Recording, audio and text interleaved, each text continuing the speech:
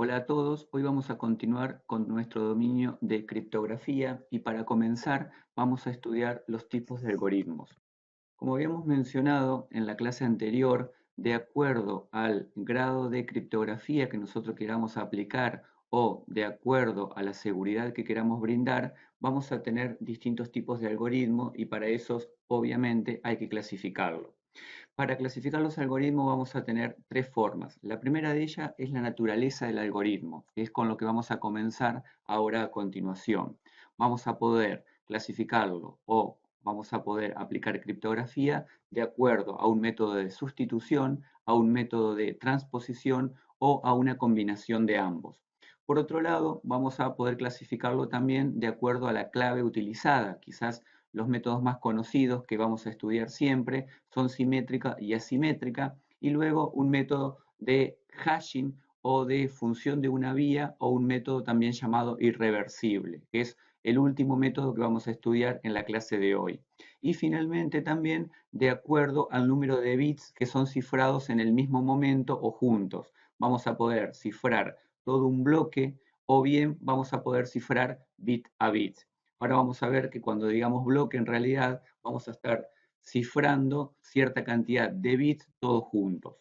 Entonces vamos a empezar con el primer algoritmo llamado de sustitución. Este es uno de los métodos más conocidos y también más antiguo y por eso cuando lo expliquemos lo vamos a explicar directamente con sustitución de caracteres o cambiando un símbolo por otro. Es decir, para simplificarlo en este momento, estaríamos haciendo referencia a, por ejemplo, juegos que aparecen en revistas, que alguno de ustedes seguramente debe haber visto, en donde para cifrar yo puedo cambiar una A por una B de forma tal, por ejemplo, que cada vez que en el texto original, en el texto plano, aparezca la letra A, yo sé que le corresponde en realidad la letra B en el texto cifrado. Por eso se llama por sustitución y, como decía, son sumamente antiguos y obviamente hoy por hoy son bastante fáciles de deducir o de romper.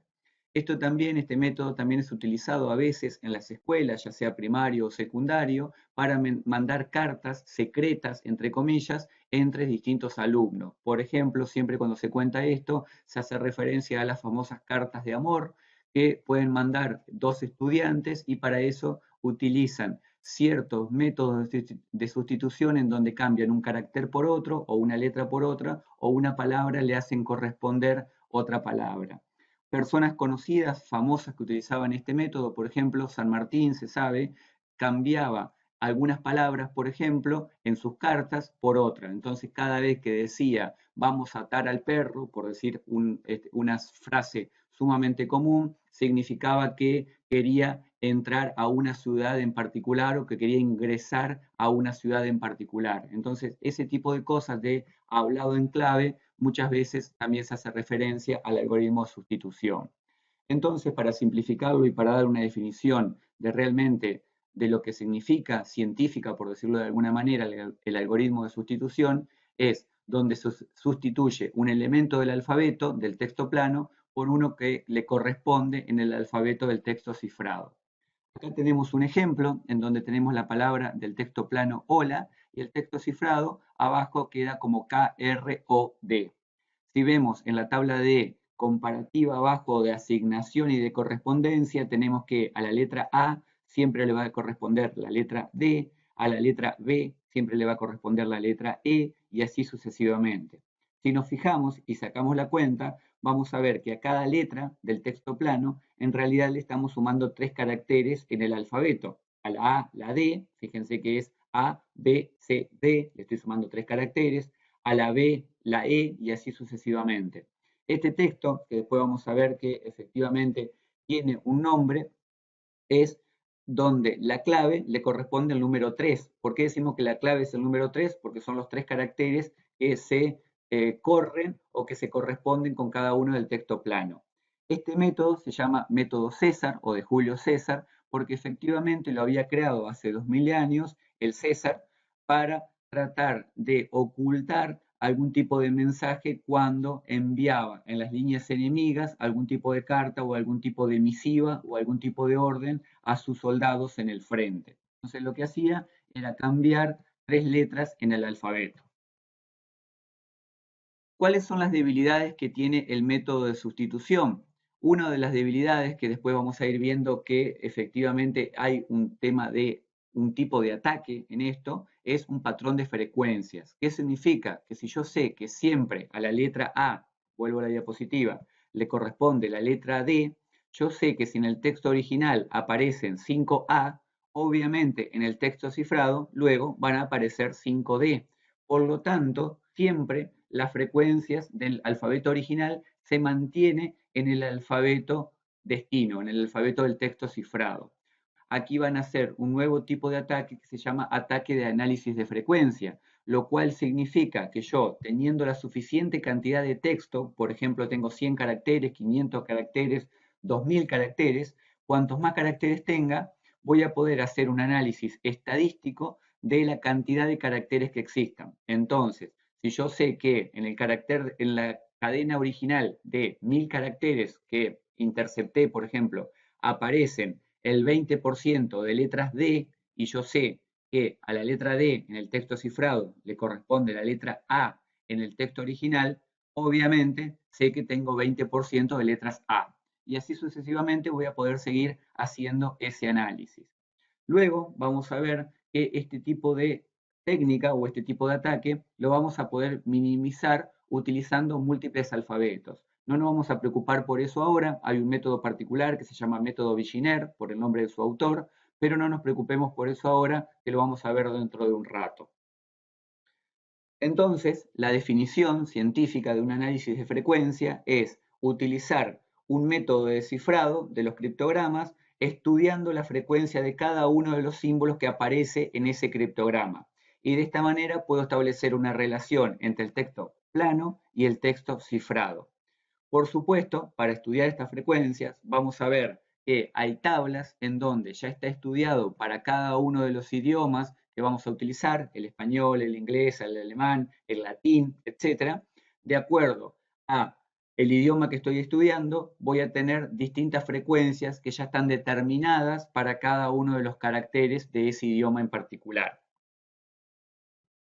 Para ver las debilidades del método de sustitución, ahora aquí en pantalla ustedes están viendo un criptograma sacado de un cuento que es El escarabajo de oro, que es el título original en inglés de Goldbug, que es un cuento de Edgar Allan Poe, que si no lo han leído, los recomiendo, este es un muy buen momento para ir a buscarlo, se puede descargar de un montón de lugares, también se lo pueden comprar, por supuesto, y la idea del libro de Edgar Allan Poe, que era un fanático de la criptografía, lo hacía por gusto y hay varios de sus libros que tiene algoritmos criptográficos en sus páginas.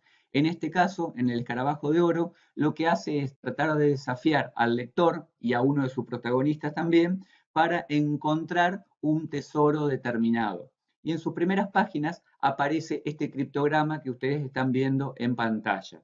Y el desafío que yo les propongo ahora es tratar de descifrarlo o darnos cuenta a qué corresponde este criptograma. Por supuesto, los que leyeron el libro corren con ventaja porque ya sabemos que estamos hablando de un método de sustitución. Y justamente la idea de esto es tratar de determinar cuáles son las debilidades de la sustitución.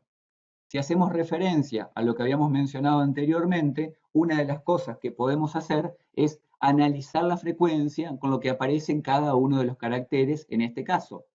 Seguramente, voy a dejar acá unos 5 segundos ahora para que lo piensen, pero les va a llamar la atención alguna serie de caracteres que pueden llegar a aparecer más o menos, o una serie de caracteres que están uno a continuación del otro, que también pueden aparecer más o menos que el resto de los caracteres. Así que los dejo algunos segundos para que lo miren con atención y a partir de ahí después seguimos analizando esas debilidades.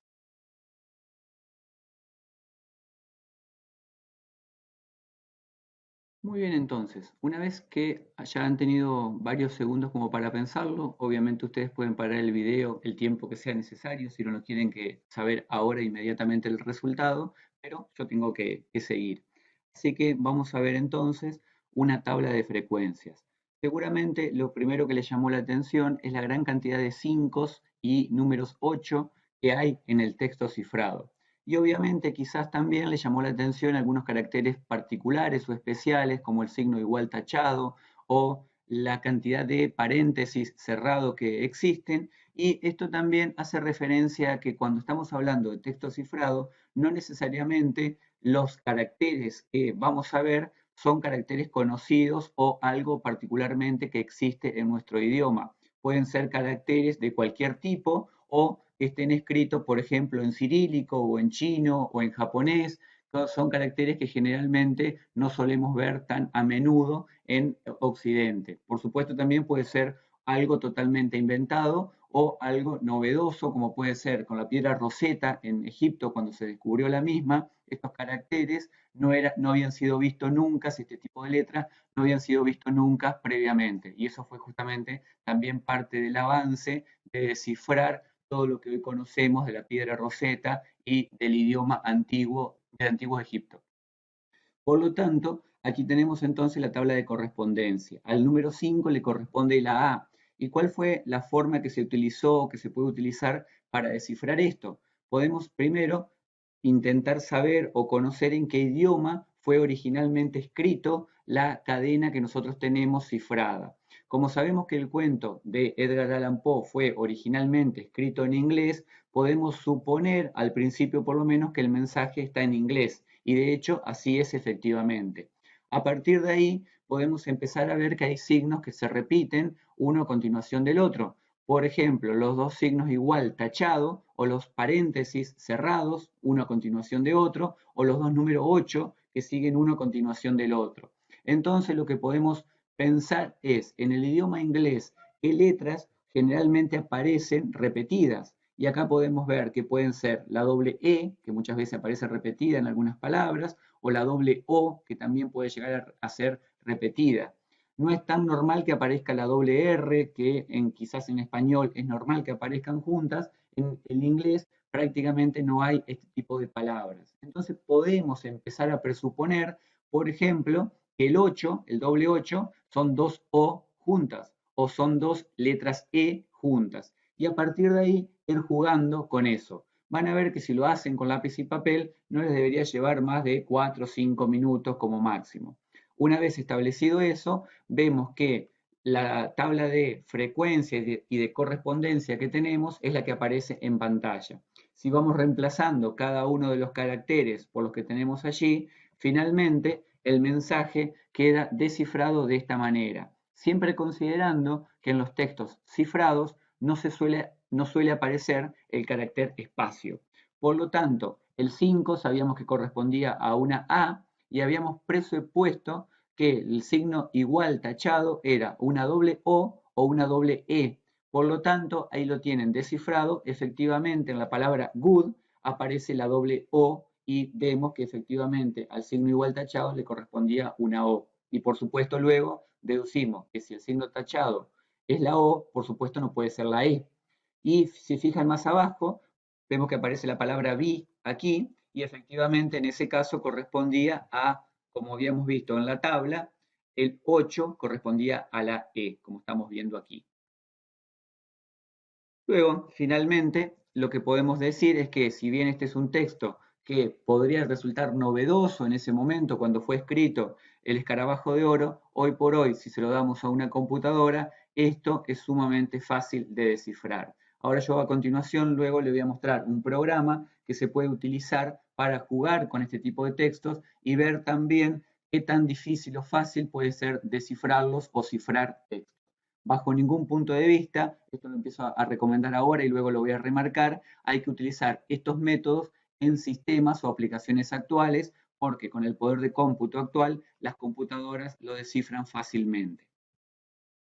Entonces, ahora sí, vemos la tabla de frecuencias del idioma inglés. ¿De dónde está sacado esta tabla de frecuencia? Básicamente lo que se hace es analizar muchísimo texto, muchos millones de caracteres o textos planos o libros incluso, y a partir de ahí se hace una tabla de frecuencias, en donde sabemos que la letra E es la tabla que más frecuentemente aparece en el inglés, con el 12% de las apariciones. La letra T aparece en segundo lugar, un poco más alejado, y luego la letra A es la tercera en aparecer. Y ahí vemos que luego la cuarta es la letra O, Si ustedes comparan con el texto anterior, efectivamente aparecían muchas O y muchas E correspondiente al número 8 y al signo igual tachado, como ya habíamos visto. Por lo tanto, la tabla de frecuencia, si bien teníamos poco cantidad de caracteres y el texto era corto, incluso ahí se aplicaba bastante bien. Por supuesto, cuanto más caracteres tengamos y más texto cifrado tengamos, más fácil es aplicar la tabla de frecuencias. Y acá tenemos la tabla de frecuencias en español, en donde la letra E, en este caso también, vuelve a ser la más repetida, y en este caso la letra A aparece segunda y la letra O tercera. Por lo tanto, más o menos, en el idioma español e inglés, como ambos provienen del latín o son idiomas latinos, básicamente podemos aplicarlos sin ningún tipo de problema. Quizás la única diferencia es la letra T, que aparecía en segundo lugar en la tabla anterior, y aquí aparece bastante alejado, ya como en el décimo o decimoprimer lugar. Y les dejo para tarea en el hogar otro pequeño desafío, ni siquiera es un desafío, es sumamente fácil de descifrar. Lo único que les voy a decir es que este texto es de un matemático, Mark Khayyam, un matemático persa muy reconocido en su momento, y lo pueden descifrar siguiendo la misma metodología anterior. Yo voy a pasar rápidamente la pantalla aquí para que no vean el texto cifrado. El siguiente algoritmo que vamos a analizar es el algoritmo de transposición o permutación. Y en este caso lo que se hace no es cambiar un carácter por otro, como en el método anterior, sino que lo que hacemos es permutar o cambiar el orden de los caracteres del texto plano. Es decir, si yo tengo la palabra texto, por decir algo, lo que voy a hacer es mezclarlo de una forma tal que los 5 caracteres de esa palabra aparezcan en un orden distinto del original. ¿En qué consiste entonces? En la alteración del orden de las unidades del texto original según una clave determinada. Esa clave es la que me va a decir las reglas, va a determinar el algoritmo justamente en que se mezclan y se permutan los caracteres, de forma tal que al tener una regla que es estática en el tiempo, luego voy a poder revertir ese proceso para obtener nuevamente el texto plano. Algunos de los métodos que se pueden seguir, por ejemplo, es este que tengo aquí, en donde tengo una tabla que voy a escribir el texto original, los voy a dejar unos segundos para que piensen cuál es el texto original en esta tabla, y a partir de aquí, luego, aplicar la metodología con la llave o la clave que yo mencionaba. Los dejo entonces, piénsenlo un segundo, miren el texto, y ya se deben haber dado cuenta que en este caso es una frase que dice método descifrado escrito de arriba para abajo, de izquierda a derecha.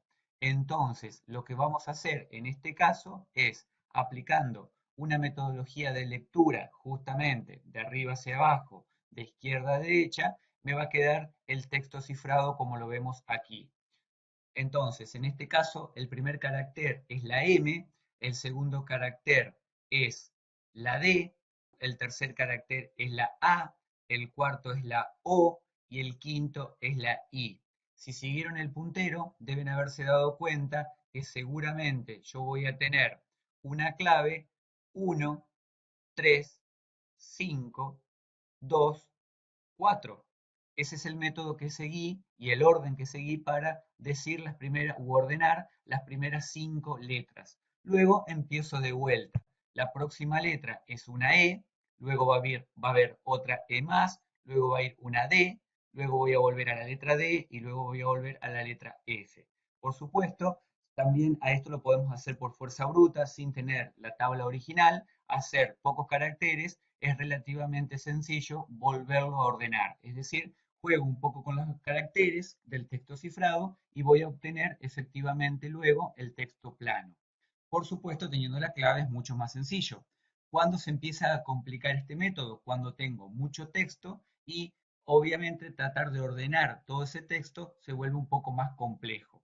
Pero de todos modos, en este caso, vamos a ver que las debilidades que yo observaba en el método anterior también lo voy a tener en este método de transposición, porque nuevamente yo voy a poder hacer un análisis de frecuencia en base a la cantidad de caracteres del texto original.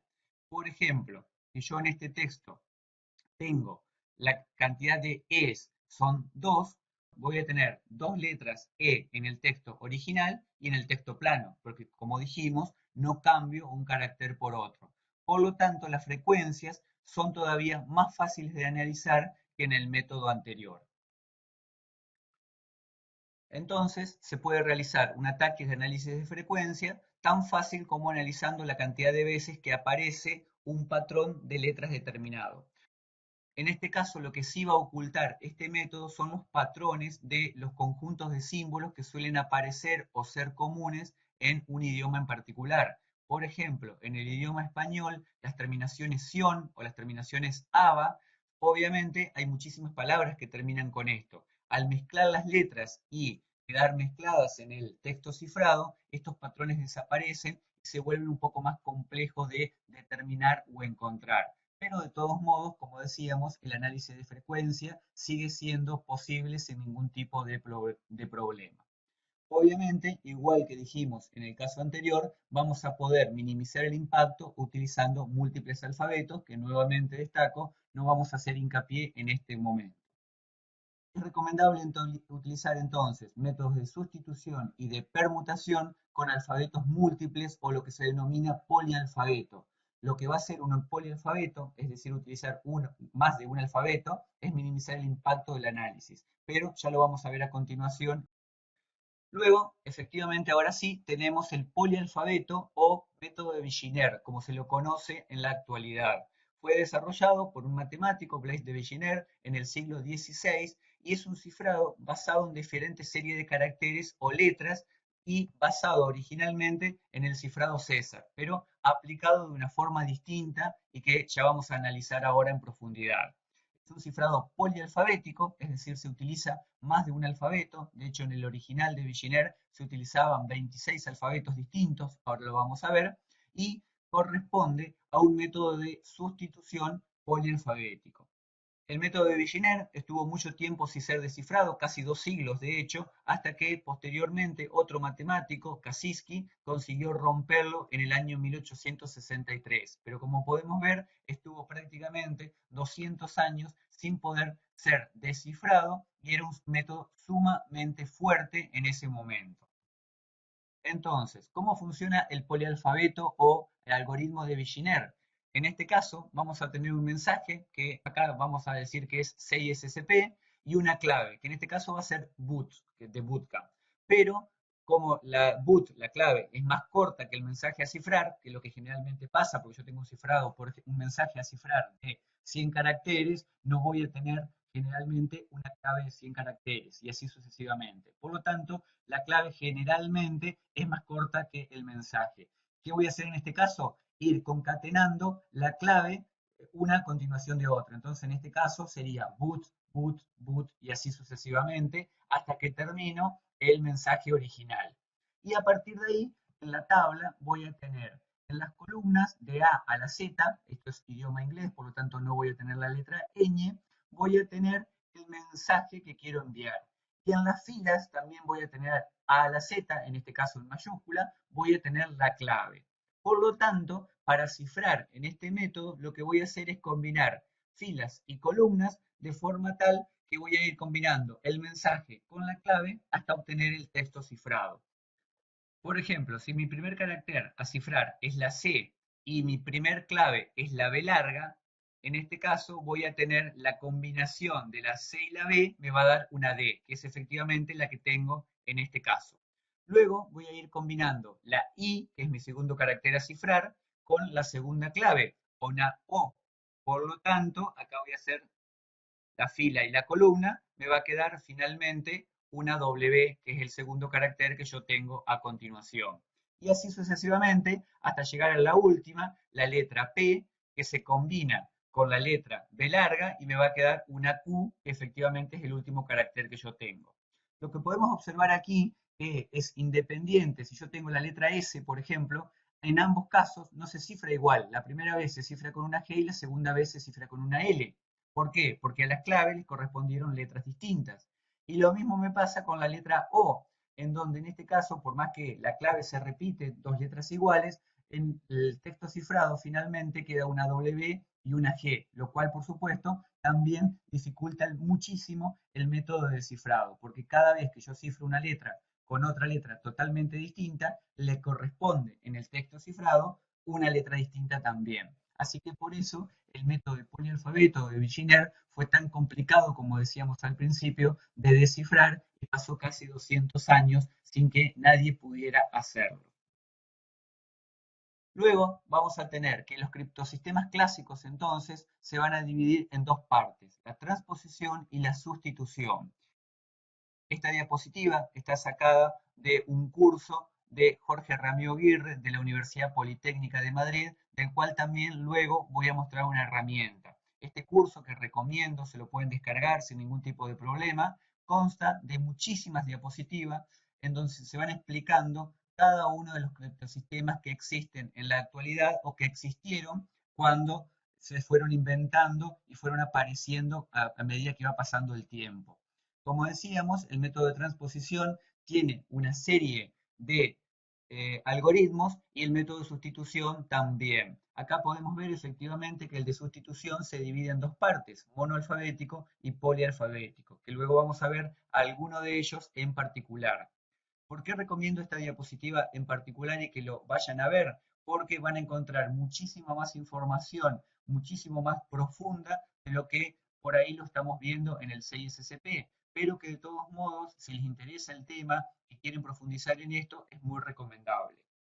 Entonces vamos a definir lo que se denomina criptografía clásica. ¿Qué es la criptografía clásica? Se puede decir que es toda la criptografía anterior a la criptografía moderna, que se podría decir que empieza en 1970 o 1975 con los algoritmos que vamos a ver luego y que se utilizan aún en la actualidad. Ya no es algoritmos que utilicen letras, como estábamos viendo recién, sino que nos vamos a ir directamente a la matemática binaria y vamos a terminar utilizando ceros y uno, como los usamos actualmente con las computadoras, lo vamos a definir como criptografía moderna. Pero la criptografía clásica entonces, hay muchos métodos muy viejos, por ejemplo, la citala de Esparta se utilizó 500 años antes de Cristo, fue desarrollado o descrito en realidad por el historiador griego Plutarco y se utilizaban varas de madera con igual diámetro. Uno lo tenía la persona que iba a cifrar el mensaje y la otra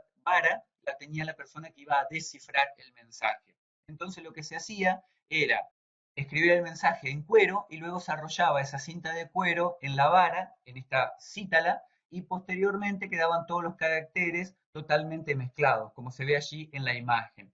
¿Qué hacía luego el que iba a descifrar el mensaje? Envolvía este cuero en la vara que era exactamente igual al original y podía leer el mensaje original. Por lo tanto, si alguien interceptaba la cinta de cuero en su trayecto, como no tenía la vara de la longitud y el diámetro original, no podía descifrar o no podía ver en principio el mensaje original. Luego tenemos, como ya habíamos mencionado, el método de Julio César, 100 años antes de Cristo, es un código de sustitución simple en donde se desplaza simplemente, como ya habíamos explicado anteriormente, tres caracteres del original. Entonces, aquí tenemos un mensaje original de ese momento, donde la letra G, por ejemplo, se traduce a la letra J, porque se le sumaron tres caracteres en el alfabeto cifrado. Luego tenemos Enigma, quizás una de las máquinas más interesantes desarrollada en el siglo XIX y que luego se utilizaron para la Segunda Guerra Mundial. Si bien la máquina Enigma no fue desarrollada por los alemanes, fueron estos que finalmente terminaron aprovechando o valiéndose de esta máquina para sacarle el mayor cantidad de provecho durante la Segunda Guerra Mundial. La máquina Enigma, hay muchísimo material, yo recomiendo que lean la historia de la máquina Enigma y que también lean un poco de cómo descifrar los secretos de la máquina Enigma. Finalmente termina dando vuelta la historia de la Segunda Guerra Mundial a favor de los aliados, tal y como lo conocemos hoy.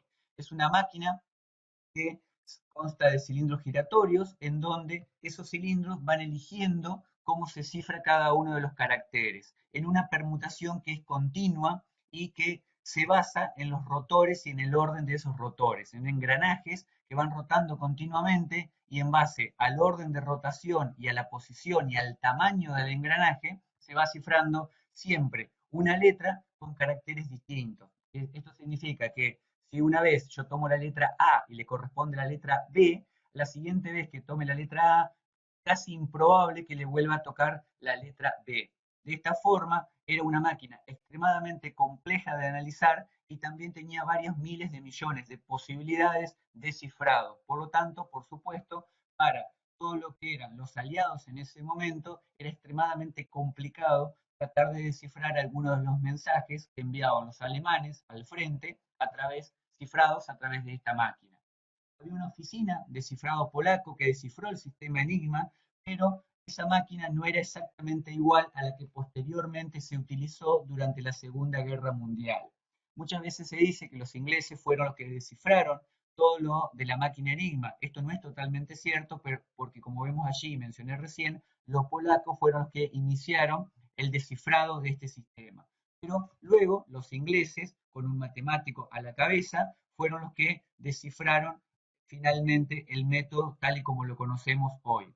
El código fue roto entonces por un esfuerzo masivo por parte de expertos de criptografía y unas 7.000 personas del Reino Unido, encabezado por el matemático Alan Turing, del que hoy hay películas incluso, pero más allá de las películas les recomiendo que lean un poco de su biografía y de lo importante que fue este matemático para toda la criptografía y también para la computación, porque gracias a él hoy tenemos las computadoras tal y como la conocemos.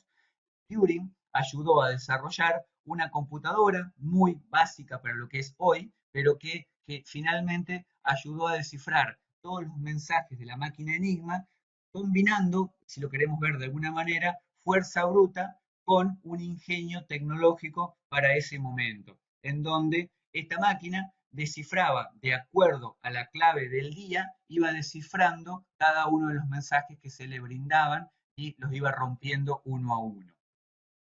Aquí tenemos algunas imágenes de máquinas enigmas en donde podemos ver distintos modelos, pero básicamente tenemos un teclado que si alguien presionaba la letra A en ese teclado, los rotores, los engranajes que ustedes ven en pantalla, giraban de una forma determinada de acuerdo a la clave del día. Esta clave cambiaba cada 24 horas, de forma tal que era mucho más difícil descifrar los mensajes y daba muy poco tiempo para descifrar los mensajes. Giraban los engranajes y generaban el texto cifrado que iba apareciendo en un papelito a medida que se iban presionando los caracteres.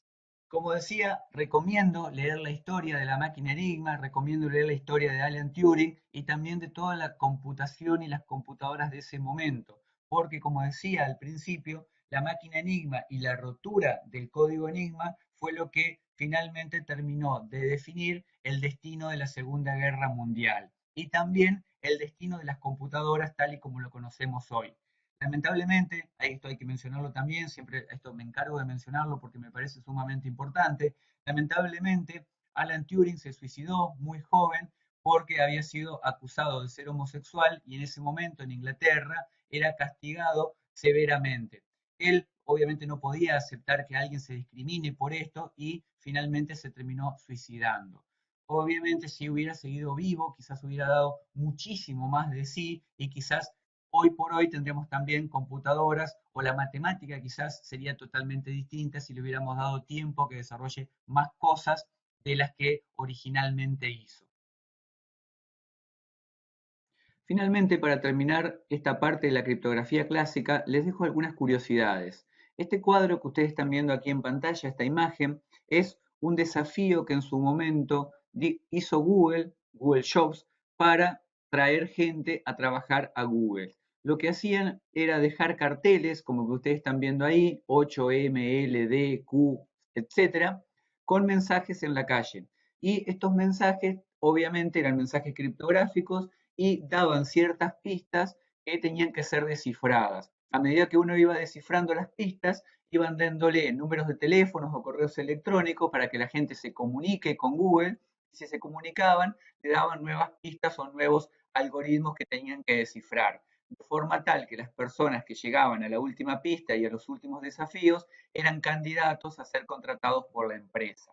Aquí tenemos un mensaje de ellos, que es el que están viendo en pantalla, y la idea es que lo vayan descifrando, este es sumamente sencillo, y luego de descifrarlo pueden llamar si lo desean a Google. Obviamente este mensaje ya es un poco viejo, pero han aparecido otros con el pasar del tiempo.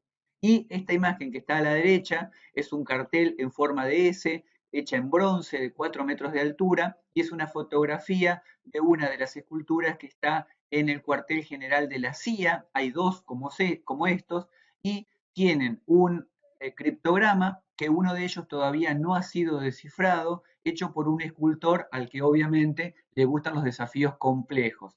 Fíjense que toda la gente que trabaja en la CIA, esto está en el patio de la CIA, todavía no ha podido descifrar uno de ellos, lo cual lo hace bastante interesante y ahí en la parte inferior de la imagen aparece la URL si alguien está interesado como para jugar un poco. Quizás incluso alguno de ustedes termine trabajando en la CIA si logran descifrarlo. Hay muchísima información relacionada a esto o como se lo conoce generalmente como el proyecto Cryptos. Y en la parte inferior tienen finalmente el mensaje de Google ya traducido o descifrado, en donde dice congratulations, felicitaciones, podés llamar a tal o cual número y a partir de ahí seguramente le daban otra pista como expliqué anteriormente. Antes mencioné al profesor doctor Jorge Ramiro Aguirre de la Universidad Politécnica de Madrid y aquí tenemos un proyecto también iniciado por ellos, se llama Crypt4U, pueden ingresar al sitio web sin ningún tipo de problema, realmente lo sugiero. Todas estas cosas que yo ya expliqué anteriormente también están explicados en Crypt4U, es un proyecto abierto desarrollado por el doctor y tienen muchísima información relacionada a los algoritmos y hay una herramienta en particular que se llama CryptoClásicos 2.1, pueden descargárselo, también es open source y algunos de los algoritmos que fuimos mencionando están aquí para utilizarlo. Aquí podemos ver, por ejemplo, Viginer, que ya mencioné, tenemos el método de transposición, tenemos el método Enigma y hay algunos otros que yo voy a pasar por alto, pero está bueno tratar de verlos. El CSCP generalmente no hace demasiada relevancia o no le da demasiada importancia a estos métodos porque son más curiosidades que otra cosa, pero suelen ser interesantes como para conocer. Y luego tenemos algunas herramientas de los cuales algunos vamos a ir viendo a medida que vayamos avanzando en el curso. Acá lo único que hice a modo de ejemplo es seleccionar el desplazamiento puro y en este caso elijo un texto de prueba que ya viene, está tomado del libro de García Márquez, Cien años de soledad, este es el comienzo para aquellos que hayan leído el libro, y luego podemos darle al cifrar. Este es el texto original, y acá está toda la explicación de cómo se cifró cada uno de los caracteres, y aquí tenemos el texto cifrado. Podemos ver que como era un desplazamiento de 2 caracteres, que esa es la clave que dio por origen, la M le sumamos 2, nos queda la ñ. Si a la U le sumamos 2, nos queda la W y así sucesivamente. Por supuesto, también podemos criptoanalizar el texto. Aparecen, fíjese, el análisis de frecuencia. La A aparece 14 veces, la E aparece 12 veces y estas son las frecuencias del español que yo les contaba anteriormente, en donde la E aparece 13,65 veces, A aparece 11 veces. Podemos ver que más o menos el mapa de la A y la E se corresponden, la O, la S, simplemente el orden prácticamente es el mismo. Como decíamos anteriormente, cuantos más caracteres tenemos en el idioma y en el texto cifrado, más fácil es aplicar el análisis de frecuencia. A partir de aquí, ustedes se pueden descargar la herramienta sin ningún tipo de problema e ir analizando los distintos métodos que aparecen.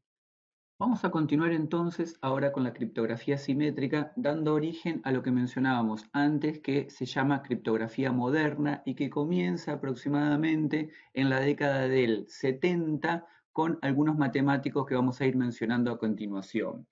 La criptografía simétrica, también denominada clave privada, es aquella en donde el emisor y el receptor comparten la misma clave. Es decir, si un usuario A tiene que mandarle un criptograma a un usuario B, lo que va a tener que hacer estos dos usuarios es compartir la clave previamente. Y vamos a ver que esto después va a ser un problema porque van a tener que encontrar alguna metodología, estos dos usuarios, para compartir la clave y obviamente no pueden mandar la clave cifrada porque volvemos a lo mismo, previamente necesitan compartir la clave para luego intercambiar la clave, lo cual no tendría demasiado sentido. Entonces, en la criptografía simétrica o de clave privada, la clave tiene la función de cifrar primero en el emisor y descifrar después cuando el mensaje llega al receptor. Y además, como ya dije, cada parte conoce la clave. Y adicionalmente, esta clave debe ser protegida de terceros porque cualquiera que conozca la clave va a poder descifrar el mensaje en el momento mismo que la obtenga. Es decir, se va a requerir un canal seguro para enviar la clave. Esto en la práctica y actualmente lo que se hace muchas veces es los dos usuarios A y B se encuentran en un momento determinado, intercambian la clave y a partir de ahí van a poder cifrar todos los mensajes con esa clave secreta que solamente ellos dos conocen. Otra forma la expliqué anteriormente cuando hablé de OTP, en donde había mencionado, por ejemplo, que el Che Guevara y Fidel Castro intercambiaban una libreta de uso único en donde estaban las claves que posteriormente iban a utilizar una vez por año. En este caso también estaríamos diciendo que cada parte tenía que conocer la clave y tenía que ser protegida de terceros. ¿Qué provee la criptografía simétrica? Provee confidencialidad y solamente confidencialidad, pero no provee ni autenticación ni no repudio, que van a ser cosas que posteriormente se van a agregar a medida que vayamos avanzando y vayamos conociendo otros métodos de descifrados. Y finalmente tenemos un problema matemático de la cantidad de las claves que hay que intercambiar. Este problema de la cantidad de claves es sumamente importante porque nos va a dar la cantidad de claves justamente que van a tener que intercambiar n usuarios o n personas involucradas cuando quieren intercambiar un mensaje. Y se resuelve por teoría de nodos. Acá yo los voy a dejar a ustedes como para que después lo puedan graficar en papel, pero vamos a ir haciendo un gráfico mental mientras tanto para tratar de resolver esa fórmula que aparece allí en pantalla. Vamos a suponer que tenemos dos usuarios, A y B, vamos a hacer dos círculos, dos nodos, y que para intercambiar mensajes entre ellos vamos a tener que hacer una flecha de A a B. Esto significa que para dos usuarios necesitamos obviamente una sola clave, lo cual en principio es bastante lógico. Luego vamos a agregar un círculo más, un nodo, un usuario. Por lo tanto, si tenemos que intercambiar n cantidad de mensajes entre estos tres usuarios y las claves no tienen que ser iguales, vamos a tener que necesitar para tres usuarios tres flechas. A une con B, B se une con C y C se une con A. Por lo tanto, para tres usuarios vamos a tener tres claves. Y luego vamos a agregar un nodo más, y acá es donde se empieza a complicar, porque tenemos que hacer la cantidad de flechas suficientes como para que las claves sean todas distintas y pueda haber cuatro usuarios vinculados.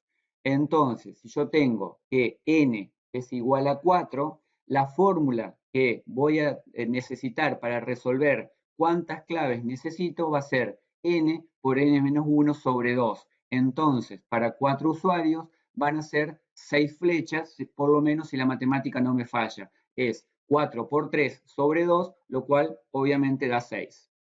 Los dejo aquí para que hagan ahora la combinación con 5 nodos, con 6 nodos, 7 nodos y así sucesivamente, en donde van a ver que el problema se vuelve bastante complejo y vamos a llegar a estas fórmulas que tenemos a continuación, que para 10 personas, por ejemplo, se necesitan 10 por 9 sobre 2, 45 claves. Pero si tenemos 100 personas, ya el número se va a 4.950 claves y si tenemos 1.000 personas que quieren intercambiar mensajes, vamos a tener 499.500 claves necesarias, lo cual se transforma en un problema donde la curva es exponencial. A un factor de 10 personas resulta un factor de 100 claves más. Resumiendo entonces, tenemos un gráfico para la criptografía simétrica. Siempre se usa a Alice, el usuario A, y a Bob, el usuario B. Y el usuario atacante es Eve. Eve viene de eavesdropping, que habíamos dicho anteriormente que era la interceptación o escuchar el mensaje o escuchar el canal inseguro. Es decir, Eve siempre va a poder encontrar el mensaje si viaja por un canal inseguro. Entonces, en este gráfico vamos a suponer que Alice manda un mensaje, nos vemos a las 9, cifrado con la clave secreta que tanto Alice como Bob conocen y en teoría Eve no conoce, lo cifra, lo envía a través del canal inseguro, Bob lo recibe y a partir de ahí utiliza la misma clave para descifrar el mensaje. Antes de finalizar esta parte, remarco que el problema de las claves generalmente es tomado como el problema más importante que tiene la criptografía simétrica y hay que tenerlo en cuenta cuando vamos a rendir el CISSP. Luego tenemos dos principios vertidos por Claude Shannon, que aquellos que hayan estudiado sistemas en la universidad lo deben conocer, porque es el autor de la teoría de los sistemas de información a finales de los años 40. Y Claude Shannon lo que dijo es que la mayoría de los algoritmos simétricos se apoyan en dos conceptos, el de confusión, que va a ser lo mismo que la sustitución, y el de difusión, que va a ser lo mismo que la permutación que habíamos explicado anteriormente. El principio de difusión o permutación nos va a tener que decir que vamos a repartir la influencia de cada bit del mensaje original, y acá estamos hablando de bits, ya no de mensajes con un texto y con una cadena de caracteres.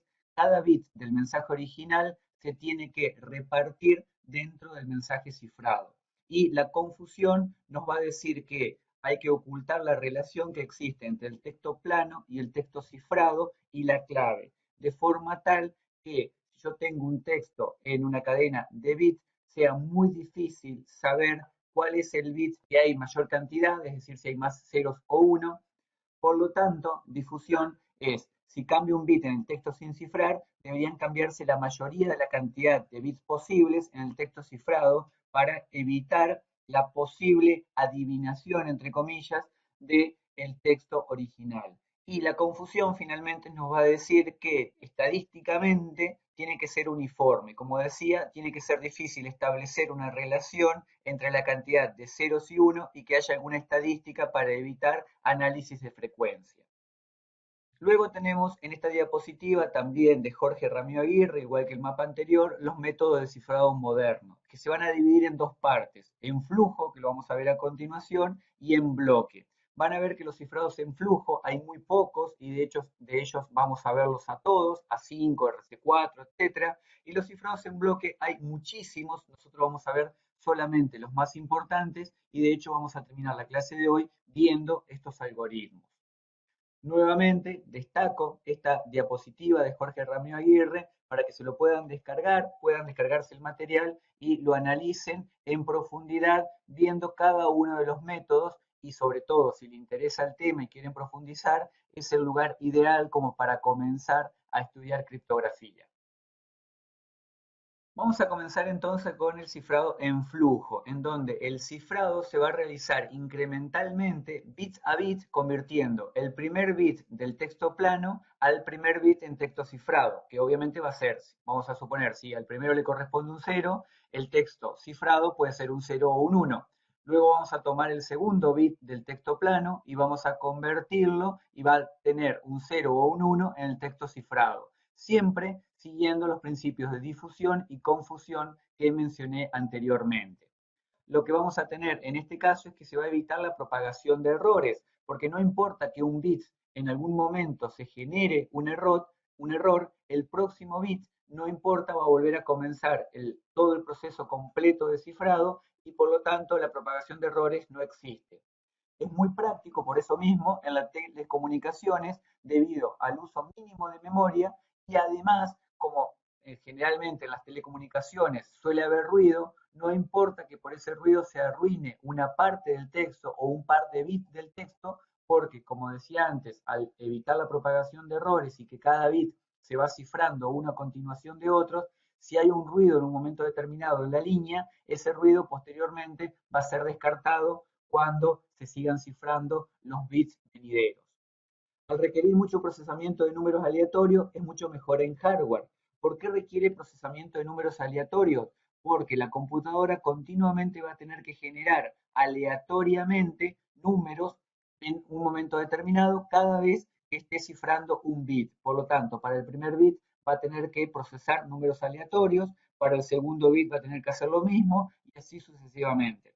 Por lo tanto, es un método que en software suele ser pesado y muchas veces también esto en las telecomunicaciones lo vemos implementado en hardware. Y por último, el espacio de las claves es igual o mayor que el espacio de los mensajes.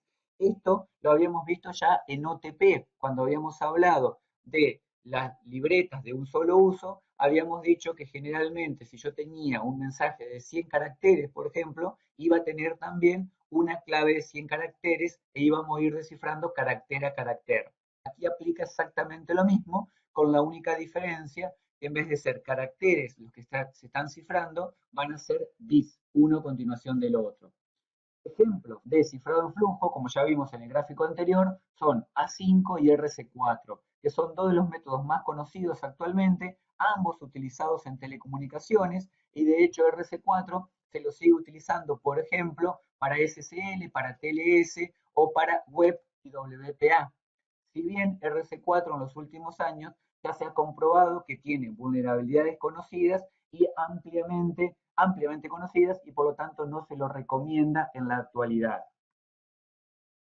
RC4 fue diseñado por Ron Rives en 1987. Este matemático y criptógrafo es muy conocido porque también es uno de los tres autores del algoritmo RCA. De hecho, la R viene de su apellido, Rives, que después a este algoritmo lo vamos a analizar cuando hablemos de criptografía asimétrica. Usa claves de tamaño variable que pueden ir de 1 a 256 bytes y es una marca registrada, por supuesto, de RCA.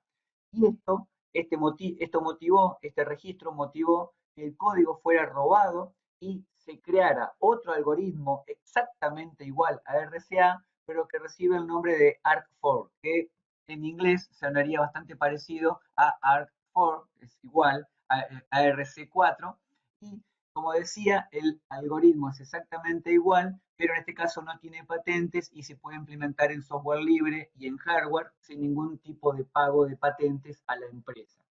Es el cifrado de flujo más utilizado y como decía hoy, se usa en SSL, en TLS, en web y en WPA. Si bien su uso por la gran cantidad de vulnerabilidades que tiene actualmente ya no es recomendable.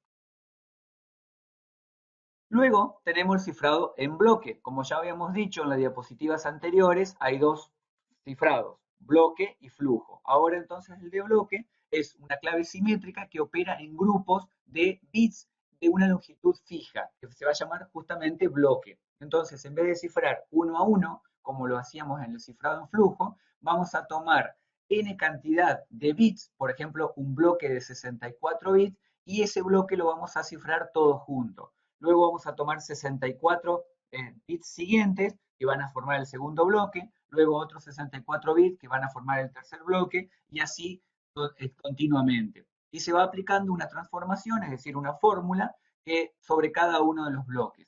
El bloque de cifrado entonces transforma bloques de texto plano de n bits a bloque de texto cifrado de n bits. Es decir, si tengo 64 bits, que suele ser la cadena más común, de texto plano, voy a tener 64 bits también de texto cifrado. Y esto siempre bajo la influencia de una clave que generalmente recibe el nombre de la letra K, que viene de key en inglés. Entonces se divide el texto en bloques de igual longitud y se cifra cada bloque independientemente uno de otro.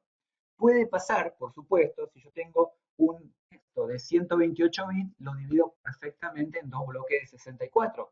Pero ¿qué pasa si el texto a cifrar tiene 129 bits? En este caso, me estaría sobrando uno o me estarían faltando 63. Lo que se hace en ese caso es tomar tres bloques de 64 y los 63 que me estarían faltando los relleno. A esto se llama padding, a este relleno se llama padding, y voy a tener 63 bits que pueden ser ceros generalmente o va a depender del algoritmo que esté utilizando. Se asume siempre que la clave es aleatoria, es decir, se va a generar en tiempo real en el momento que yo estoy cifrando la cadena o el bloque. Y tiene varios modos de operación, que lo vamos a ver luego más adelante, suele ser lo más complicado de este dominio, los tipos de modos de operación, que pueden ser CBC, SB, etc. Después vamos a ver que hay 5 o 6 que son los más conocidos.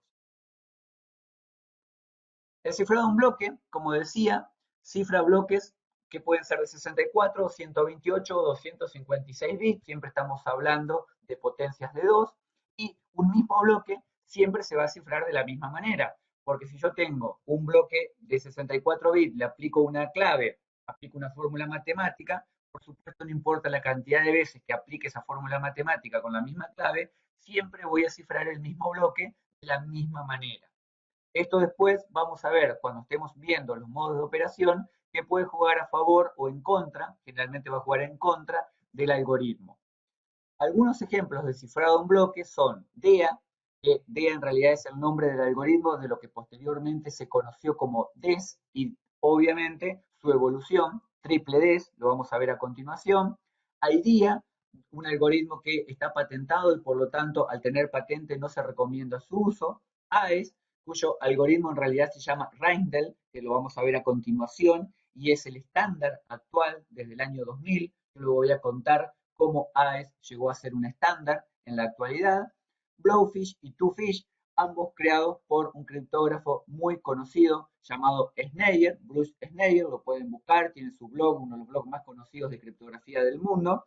Ambos algoritmos fueron creados por él y actualmente se utilizan. RC2, RC5 y RC6, creado por Ron Rives, como ya mencioné, Paz y Dial. Con respecto a RC5 y RC6, tengan cuidado que RC4 no aparece aquí.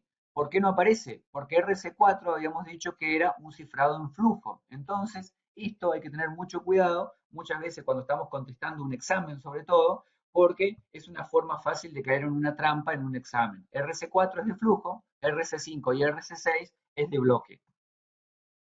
Otra definición necesaria es el vector de inicialización, que siempre aparece como IB. No hay que confundirlo con el número 4 en romano, no tiene nada que ver, es fácil de confundir. IB significa vector de inicialización en inglés y son valores aleatorios utilizados por algunos algoritmos. Después cuando veamos los modos de operación vamos a verlos efectivamente y se utilizan para asegurarse que no se repiten patrones durante un proceso de cifrado.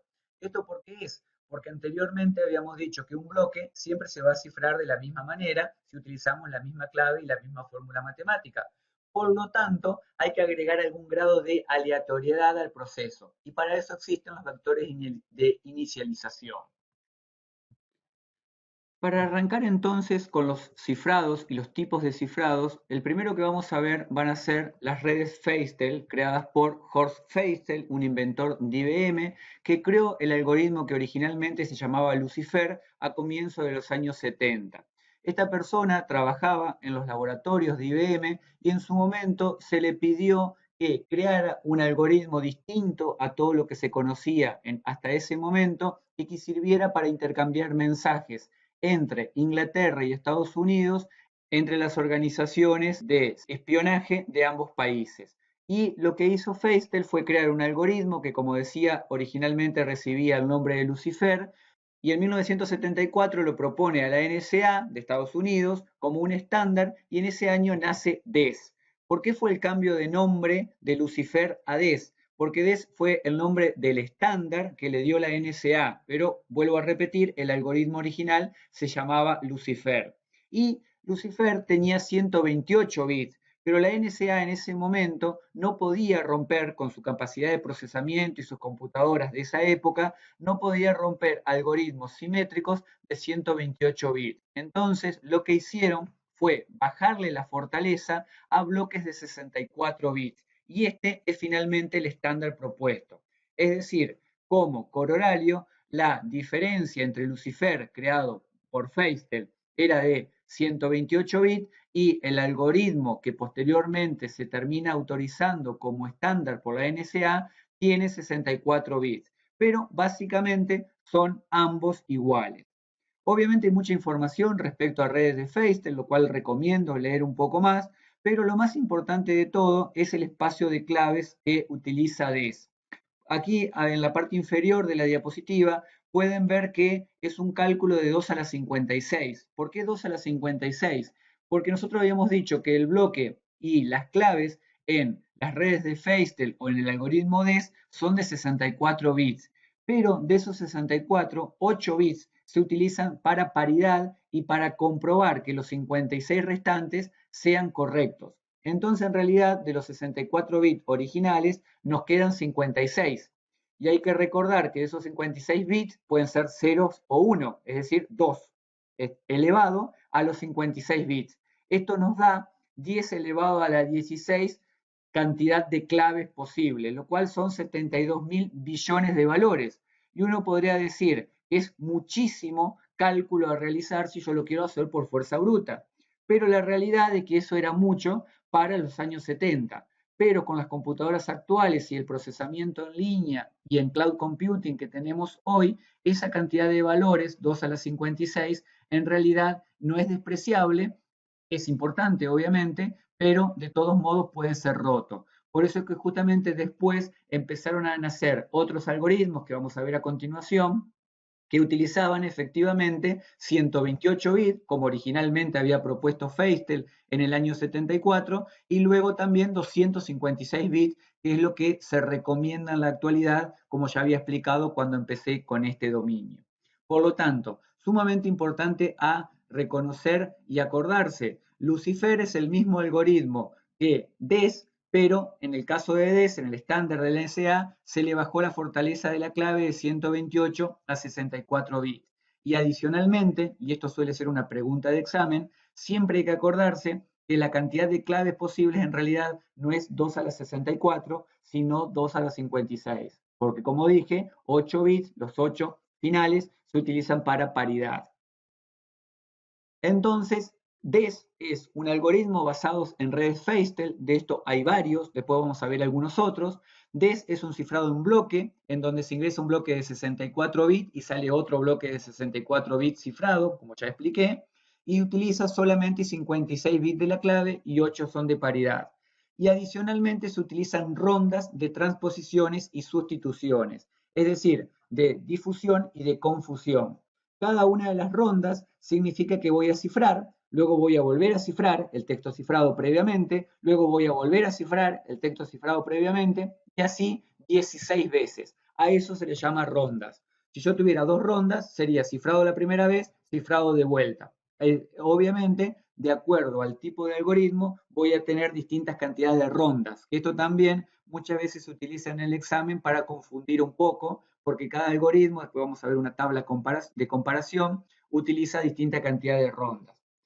DES fue el estándar durante 30 años, casi del 74 al año 2000 fue un estándar en todo el mundo, si bien originalmente se lo utilizaba para información sensible e intercambiar información sensible entre países, siempre después se lo utilizó también en la criptografía privada en las empresas. Y de hecho, hasta el día de hoy, todavía se sigue usando DES y triple DES en productos o en sistemas.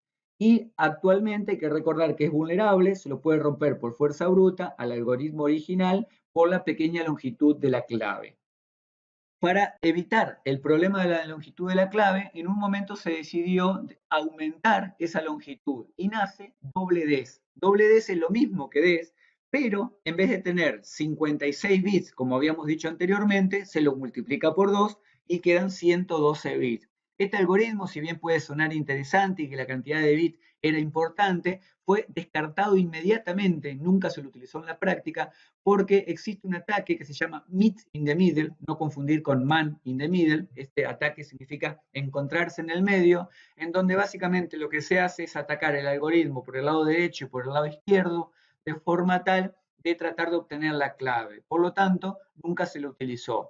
Y luego se probó con triple DES, que en este caso es lo mismo que DES, pero aplicado 3 veces. Es decir, todo lo que ya sabemos de DES se lo multiplica por 3.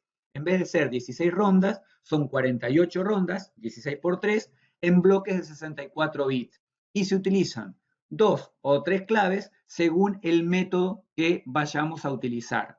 ¿Qué significa esto? Que yo puedo dividir el método de triple DES en 4.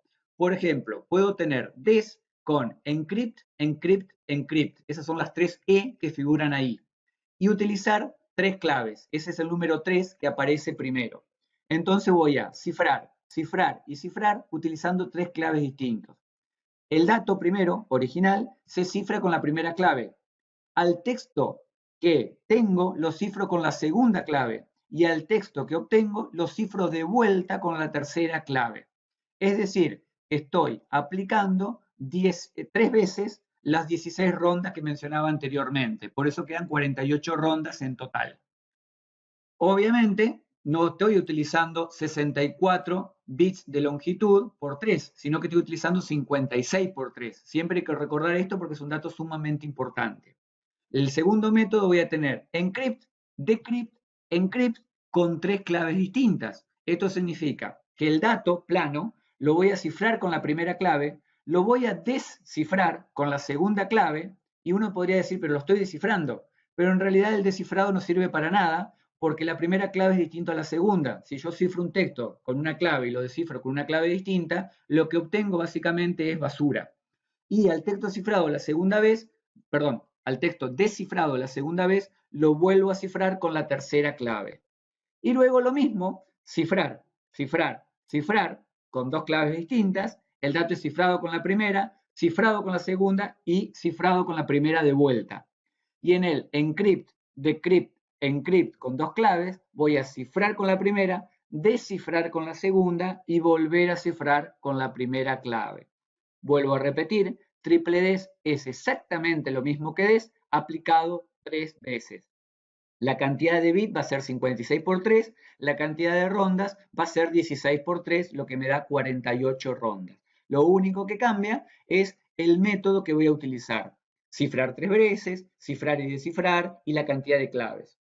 Obviamente, si yo utilizo el primer método y lo intento descifrar con el segundo, lo que voy a obtener es basura.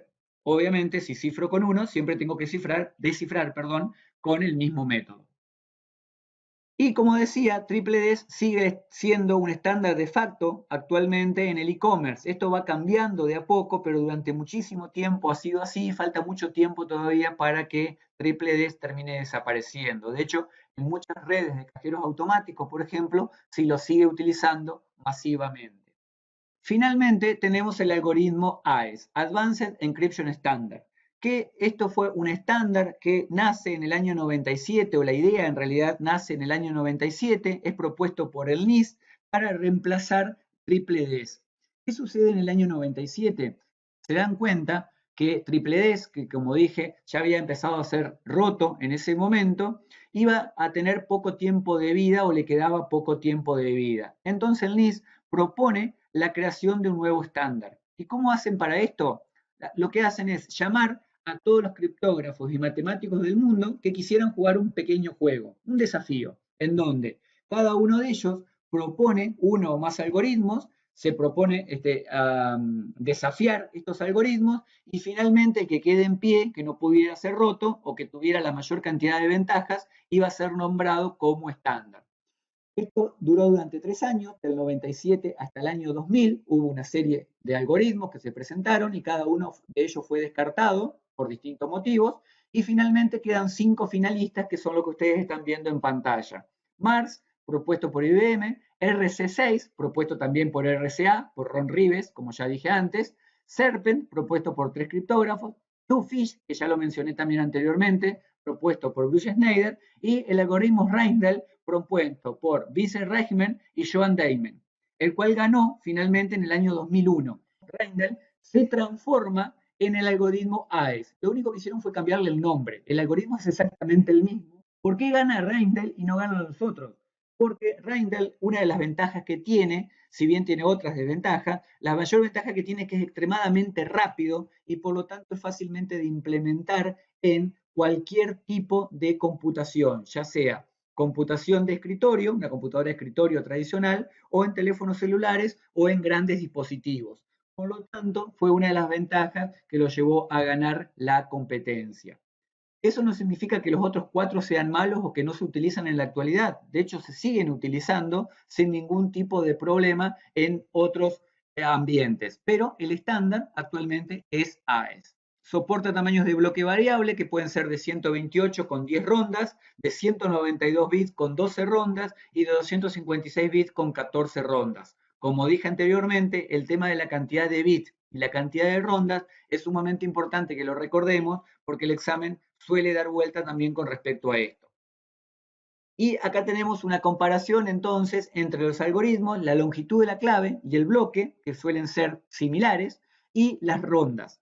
Lucifer, que como dijimos no es algo que se aplicó en la práctica, sino que dio nacimiento a DES y luego a triple DES. Ahí tenemos la cantidad de claves, 56, 112 o 168, dependiendo del algoritmo. El tamaño del bloque, que siempre es de 64 bits, y la cantidad de rondas. Luego tenemos AES, que es el único algoritmo que soporta tamaño de clave, tamaño de bloque y rondas distintos. Eso fue otro de los motivos que finalmente lo consagró como ganador en la competencia que citaba antes, IDEA, Bluefish y RC5. Obviamente ustedes pueden buscar otros algoritmos y hacer todas las comparaciones que quieran sin ningún tipo de problema. Todo lo que conozcan y sepan sobre la cantidad de algoritmos que existen es provechoso y es útil para el examen. Pero generalmente estos 7 u 8 algoritmos que están acá suelen ser los que preguntan en el examen de 6 SSP y que en la práctica tenemos que utilizar. Hoy por hoy no puede pasar desapercibido que Triple D es un algoritmo que se sigue usando, a pesar de que no se recomienda, pero lo que no se nos puede escapar es que AES es el estándar y que si alguien nos recomienda qué deberíamos utilizar en la actualidad para cifrar nuestras aplicaciones, ya sea por hardware o por software, deberíamos conocer AES. ¿Cómo se hace para romper algoritmos simétricos? Fíjense, esto es simplemente un estudio de cantidad de días de procesamiento y cantidad de computadoras o montos necesarios para romper triple Ds y Ds en su momento. En junio del 97 se utilizaron 97 días de procesamiento para romper una clave de Ds. Esto fue lo que finalmente después dio origen a la competencia que yo mencionaba antes. En febrero del 98 ya se usaron 41 días utilizando 100.000 computadoras trabajando en paralelo y en julio del 98 se bajó de 41 días a 56 horas con un costo de $210.000. Hoy no hay estudios lamentablemente recientes sobre la rotura de Ds, pero con ataques distribuidos utilizando miles de computadoras, se podría decir que es prácticamente trivial romper Ds de 56 bits. Lo mismo pasa con RC5 de 64 bits. En septiembre del 2002, en un ataque distribuido, también utilizando 330.000 computadoras, se tardó 4 años, se tardó, perdón, 4 años para romper RC5 de 64. Estamos hablando de varios años atrás, prácticamente 15 años atrás, por lo tanto, hoy utilizar RC5 o DES en 56 o 64 bits sería trivial. Por eso es que siempre se recomienda 128 o 256 bits en la actualidad. Resumiendo y para finalizar, tenemos el algoritmo Lucifer, el algoritmo original creado por Feistel, usado en los años 70 y que posteriormente dio nacimiento al estándar, que fue estándar durante 30 años prácticamente. Luego tenemos otro algoritmo, Loki, que es una copia de DES con algunas pequeñas variantes, muy similar a DES. CAS, un algoritmo también canadiense, también basado en redes Feistel, que se utiliza o se utilizaba en realidad en PGP, que es una aplicación que vamos a ver dentro de un rato o en la próxima clase. Bluefish, un algoritmo también de red Feistel propuesto por Bruce Schneier. Tenemos TwoFish, también propuesto por Bruce Schneier. Siempre les recuerdo que todo lo que tenga que ver con fish, con los peces, está Bruce Schneier relacionado. Y es un diseño mucho más simple y en realidad fue descartado o no ganó. En realidad no es que fue descartado, sino que no ganó porque en algunas claves se lo consideraba débil. Pero esto no significa que TwoFish o Bluefish no se lo utilice en la actualidad. De hecho, se lo sigue utilizando. RC2, también propuesto por Rives. IDEA, un algoritmo europeo, como mencioné anteriormente, es un algoritmo cerrado que está patentado y si bien se lo utilizó originalmente en PGP, ya no se lo usa. Skepjack, un algoritmo bastante curioso, propuesto por Estados Unidos y tenía varias puertas traseras, backdoors, por lo tanto nunca se lo utilizó en la práctica. Y Rindal, como ya mencioné, el estándar mundial en la actualidad desde el año 2001 y se lo conoce internacionalmente como AES. Vuelvo a repetir, AES y Rindal son el mismo algoritmo, lo único que se hizo fue cambiarle el nombre. Luego tenemos GHOST, otro algoritmo, en este caso de la Unión Soviética, muy similar a DES, en donde se cambió algunas pequeñas cosas. RC5, otro algoritmo de Ron Rives, todos los RC, recuerde que son de Ron Rives. Cypher, un algoritmo propuesto por Jane Massey, particularmente nunca lo he visto en la práctica. Aquelarre, un algoritmo propuesto también por el Consejo Superior de Investigaciones Científicas de España. Y FIAL, un algoritmo propuesto en Japón. Todos estos algoritmos, como podemos ver, tienen en particular o tienen en común en realidad que muchos de ellos están basados en redes Feistel. Hay muchos otros, obviamente, los invito a conocerlos, los invito también a ver las diapositivas de Ramiro Aguirre para conocer algunos otros algoritmos o algunas particularidades. También los invito a hacer su propia tabla de comparación de cada uno de ellos, porque todo esto sirve para comenzar a involucrarnos en los distintos algoritmos que existen y conocerlos al que le interese también en profundidad. También los invito a descargarse la aplicación que sugerí anteriormente para que hagan pruebas, vean cuál es la diferencia de tiempos entre uno y otro, cuál se puede romper, etcétera, a cuál se le puede hacer análisis de frecuencia. Todo esto sirve para profundizar en lo que es específicamente criptografía.